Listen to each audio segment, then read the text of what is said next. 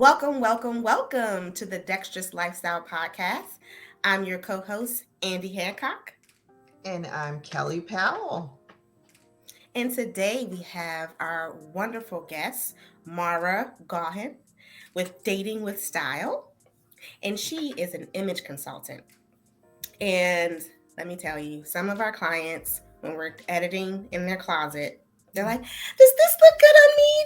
What do you think? And, you know, I have my own personal style. And I'm also not, I don't feel like I'm an authority to say what's in style and what's not. So I'm so happy to defer the closet editing to Mara. Well, thank you so Absolutely. much. Thank you so much for having me today, ladies. Yes. It's our pleasure. So without further ado, In a world filled with chaos, we try our best to create a balanced lifestyle. We love to be productive, but we also love to rest. We love to be efficient, but not at the cost of our peace. There is a direct correlation between our habits and our happiness. the dexterous lifestyle is meant for those of us who live hectic lives. But with the right tools, information, and resources, we can strive for order, peace, health, wealth, and calm. It's not too much to ask. We deserve a dexterous mind, a dexterous body, and plenty of dexterous spaces to support our dexterous lifestyle. All right. So welcome back again. We're with Mara Gaughan, and I'm so happy that I can say her name correctly. Is that French, by the way? Do you know? So it's kind of funny because my mom chose it, and it's a name that the Irish claim. However, I've traveled in Latin America, and they're like, yeah, your name's Latin. It's not that. It's not Irish, but they say it Maura. Oh, yes. Mm-hmm. Okay. So yeah, Mara. And what about your last name? that is Irish. Yeah. Oh, Irish. Yeah, that Okay. is Irish. Yeah. So actually, if you Google me, Mara Gaughan, there is another woman named Mara Gaughan. Actually, there's several, which is kind of weird, but it's true. Yeah. But we have the one and only with Well, us. yeah, you have the original. Exactly. The original. The only one that counts. That's right. That's what I think. So I have a couple of questions before we actually show your wonderful YouTube video that you go into detail. Mhm. And one of those things is, I know you're an image consultant, but your kind of niche is helping those in the dating who are looking to date with style. Yes. Could you tell us more about like why you chose that niche? Well, as somebody that is a little bit older and got out into the dating scene after being partnered for many years, like I had a relationship for almost 20 years and that ended. And so I found myself out dating, and it became apparent to me very quickly that there is a need for help for people to really kind of look their best and feel their best when they go on dates and really kind of show up for that date.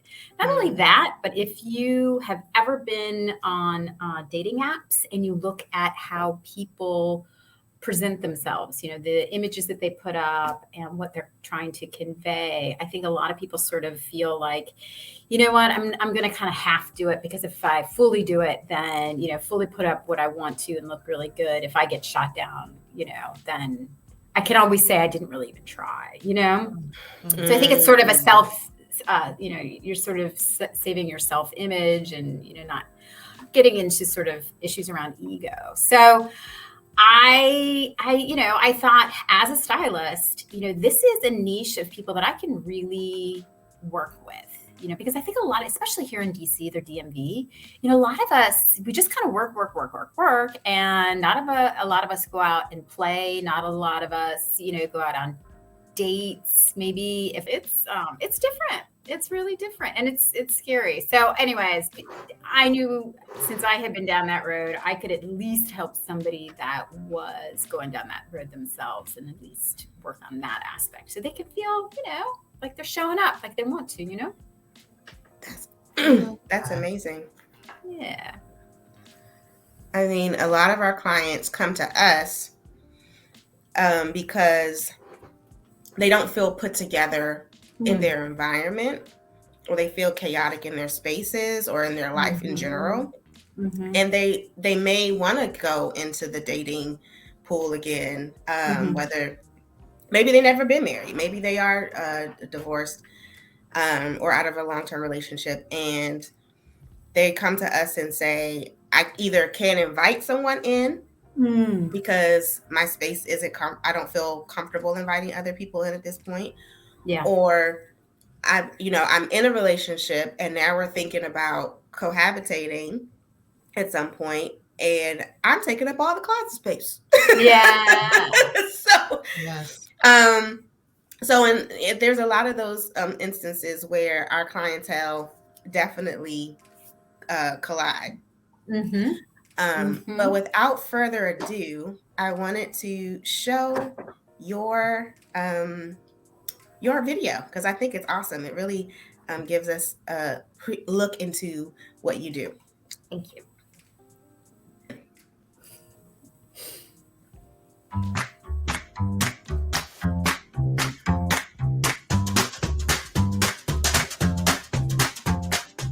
What inspires me about personal styling?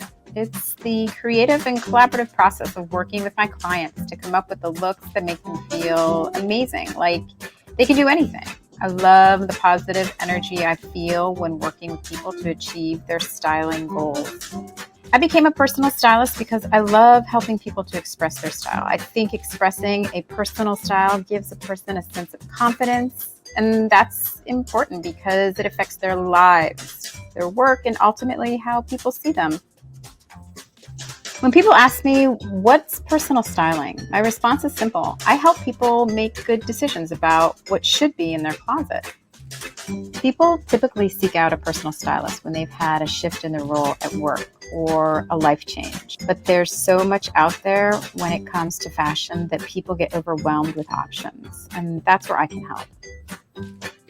My most popular service is the Personal Styling Makeover, which consists of 4 areas: consultation, closet audit, shopping, and outfit creation.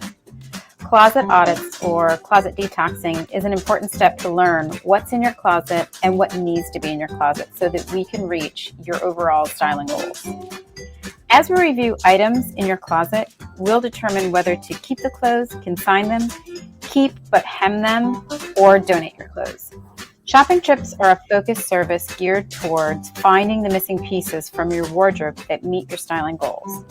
Shopping can happen after the closet audit or as a standalone service. To maximize our shopping time, I'll pull items before you arrive, so when you get there, you just have to try on the clothes. Alternatively, I will select items and bring them to your home for you to try on and select those that work. Outfit creation sessions will allow you to be able to wear all the clothes in your closet and save you time in the morning. We'll pair your existing closet, those items that fit your body type and personal taste, with new clothes and accessories. I'll take pictures of you in each outfit we create and send them to you so you can easily recreate them anytime. I work with clients to help them realize their styling goals, so it's a very individual-based service. No one is exactly the same. I'd love to work with you to create the look and feel of a style that expresses who you are. I promise you it'll be fun and fulfilling.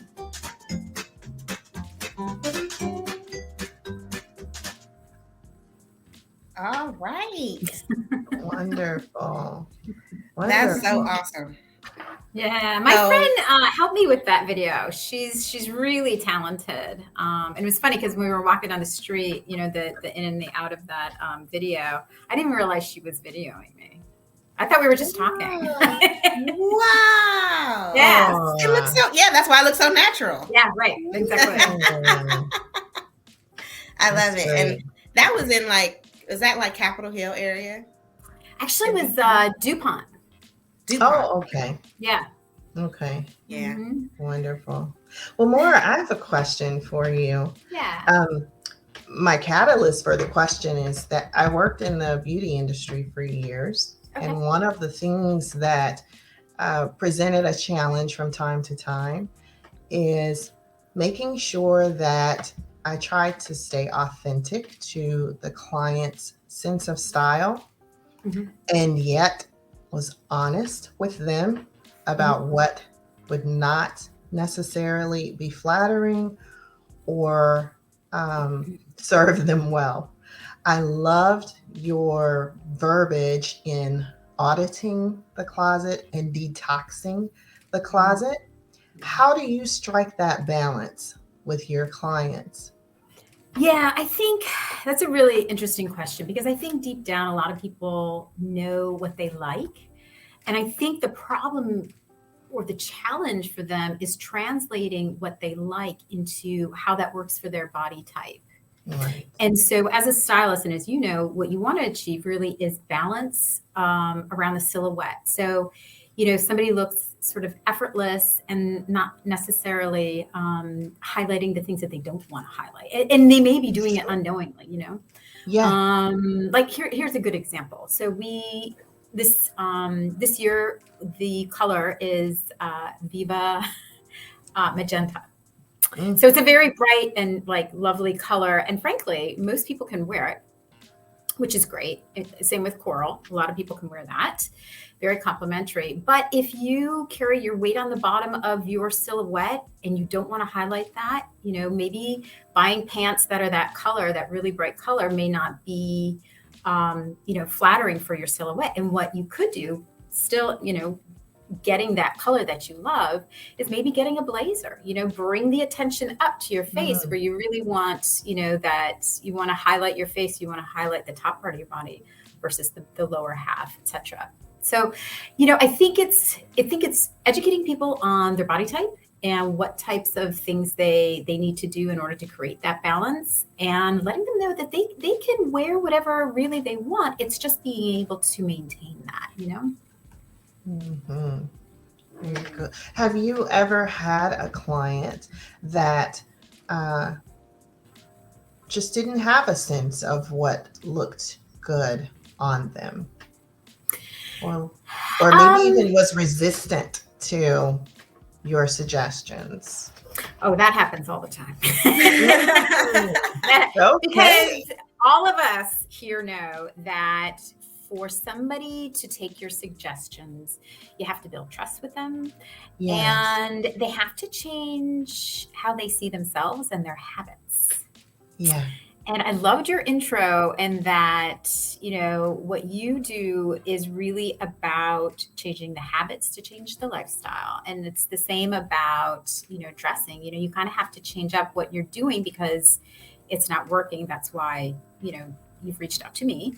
And you have to be willing to kind of, really engage and lean into that process. And I think that's tough for people. I think so. Yeah, people do meet me with resistance, but which is fine and great, and I think they should. But I'm able to kind of say, well, this is why I think this is working for you, and I'll kind of show them what maybe they're missing. Another really good trick that I use is, and it's not so much a trick, but it allows them to see themselves in a different way. I take a picture of them and then I show them the picture on my phone and they're like, oh yeah, now I see what you mean when you say it's highlighting this or it's, you know what I mean? So giving them a different perspective too. That's awesome. Yeah, it works actually. Yeah. For people to visually see it and absorb that. Yeah. I think that, what do they say? Was a picture is worth 1,000 words, right? Yeah. So exactly. You can try to explain it, but when you show them in a picture, that's awesome. That's gonna hit very directly. Yeah. Absolutely. That's why I'm a big fan of full-length mirrors. Because Yes. you can look down and be like, oh, this looks nice. And then you walk past the full-length mirror. And you just it get a different says, perspective. yes, it says something totally different. Yes. You're like, oh, there's my panty line. There you go. Okay. Exactly. Yeah, we need to change Coming. that up. Yeah. My pouch is pouchy. Yes. Couldn't see it from Yeah. this angle. Could see it very Mhm. well straight on. Mhm. So anyway, so yeah, that's a great idea that a picture is, gives them that full effect. Yeah. I even tell that people, and I know this isn't about space, but like when they're refinished, like to take a picture, because for some reason that picture puts everything together collectively. Yeah. And then you're able to see when, there's something just not right. And you're able to fix it, like, oh, that's not aligned right, or this is off balance a little bit here. And so I'm pretty sure that's, it's about balancing ourselves too. Yeah. Yeah. And when we talk about resistance, one thing that came up for me is, especially if you're styling for older adults, I hate to say this, now I'm in my 40s, and and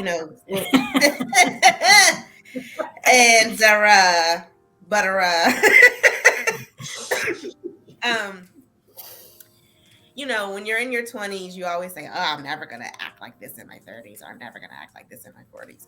Yeah. But really, as humans, we're going to human.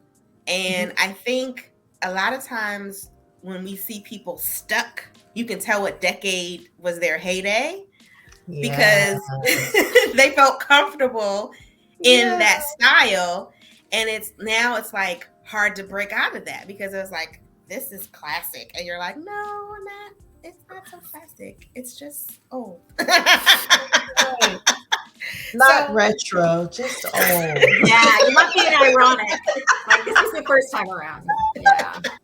It's funny that you say that. It's because cargo pants are back in now, which is great, Okay. Yeah. But I am more than certain that some people have cargo pants from the first time around, like the 90s. Yes. I'm sure they do. It's very hard to let people get rid of stuff when it's going to come back in style. And a lot of times they're right. Yeah. Yeah. But the thing is, coming from that perspective of things coming back in style, it's like, it came out of style. So now we have this like, kind of, when I see it coming back, I'm like, I know I have a little aversion to that. Yeah. Yeah. Like the big bulky heel is back, or coming back, or I don't know. I've been seeing it a lot. It's back. It's back. Yeah. I was scoping some out last night for my I like the heel. Okay. I like the heel. Okay. It's the shoulder pads for me that's my resistance spot. Yeah. Yeah. Well, I resisted them when they were in style. I'm just have always been. My mother was like, "You always need shoulder pads." I'm like, "Why?" Do you guys remember Forenza? Do you remember Yes, Forenza? I do. And so the Forenza shirts back in the 80s, actually. I don't even think it was 90s yet. It was in the 80s because I was in high school. And they had shoulder pads in the t-shirts. And some girls, I remember, would double up or triple up. They would put extra shoulder pads in their t-shirts and they roll up the sleeve. Do you guys remember that? You're about that age. But anyway, that was kind of a thing. But yes, you're right. Shoulder pads are back in. I think a lot of clients, or I would just say people in general, but a lot of my clients, they know what's trending, and I think their question is, how do I wear that? Or how can I wear that? And I kind of hearken it back to, again, people's sort of view of themselves. Because a lot of what I do is really sort of working sort of on the psychological level of where people are at, really meeting them where they are, especially folks that are getting out there dating. I mean, they're really not sure what they're doing. They're very, and I'm going to say vulnerable, they feel very vulnerable. And so a lot of people, like, they know what's in, but they're like, I don't know how to wear that, or how can I wear that, And what ends up happening is they sort of see themselves in a role Like, I'm a mom, how can I wear that? Or, Yeah. I'm just a dad, how can I wear that? And I come in as a fresh set of eyes. Like, I don't know your history, I don't know, your whole life story, and I don't see you the way you see you. And that's the beauty of it, is that I just look at the body type, the coloring, eyes, your skin, what colors go with your whole silhouette.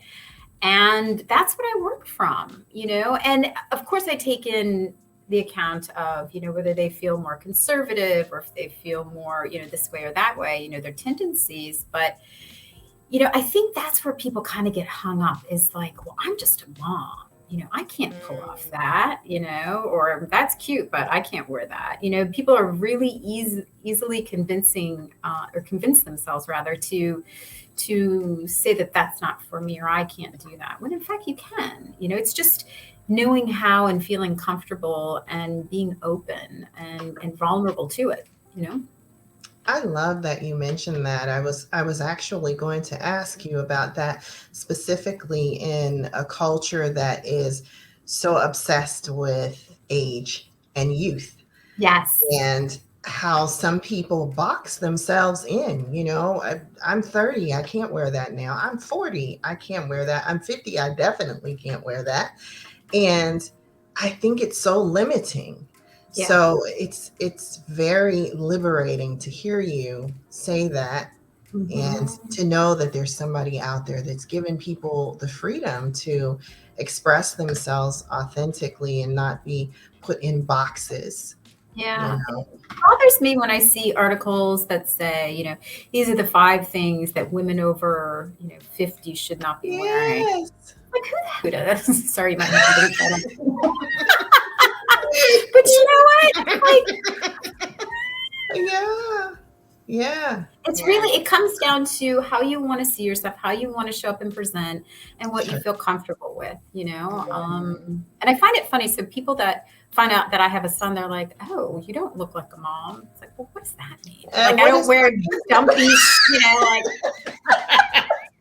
But we have this perception, back to It's what you so said, true. like age and roles, and moms can't look sexy. Like, well, Yeah. okay, where's that written? Yeah. So, I like to push the rules. Love it. Love it. Yes. Well, you have a few freebies, or a freebie for us. It's Dating with Style, 6 style struggles when dating and easy to do remedies that you're offering to our clients or our listeners. And so thank you so much for that. Absolutely. I also put together a guide. It's a fashion guide for this spring and summer, for people that aren't dating, that maybe that's not enticing. Just kind of looking at what's trending and the different designers or design houses, and how they are viewing sort of the trend, sort of, big pockets or blazers this season. And it's more or less, not like you should have this, but it's more or less a piece of inspiration. So what you can do with it is go in your closet and kind of go through your closet, like you were saying, Andy, oh yeah, I've got these pants, they're coming back, maybe that is something. Or I shouldn't get rid of these, magenta, whatever. I had it. Like, magenta's in. You could reinvent it in a new way. Yes. So, Yeah. I'm actually glad cargo pants are coming. I hated them when they were out, but now Did you? I did. But now I need those pockets. We have Oh no. clothes and She's gonna be walking around like it's a tool belt. No. and fanny packs. Glad they're back too. I'm fashion, utilitarian, functional. Yeah, so I just did a little video. I posted it on Instagram. So if anybody wants to check out my Instagram, it's The Wandering Parisian. But I just did a video of me. I just bought a new pair of cargo pants. I was like, all right, I'm gonna dive in, because I was there the first time around that they came out, and I did. And I paired it with a whole bunch of different things that are in my closet, and I loved it. I really like how, because you reinvent it. You're a different person now, right? Sure. are there any parting words? Well, here I am in the course for people that are interested in becoming stylists, and I'll have that out at the end of this year. But I want to be able to share what I've learned with people that are interested in the industry. Beautiful. Awesome. That is so Sounds awesome. intriguing. And we will definitely be sending clients your way Yes. when, we'd love to organize the closet, Mm-hmm. but going through when the client's like, does this blazer look good on me? I don't want to be there for that. I don't Yeah. want to be there for that. Understandable. Yeah. It's too much pressure. It's like beads of sweat coming down my face when I'm like, how do I answer this? And I've answered things and people still get offended. I'm just like, well, it's not personally biased. Oh, well, what does that mean?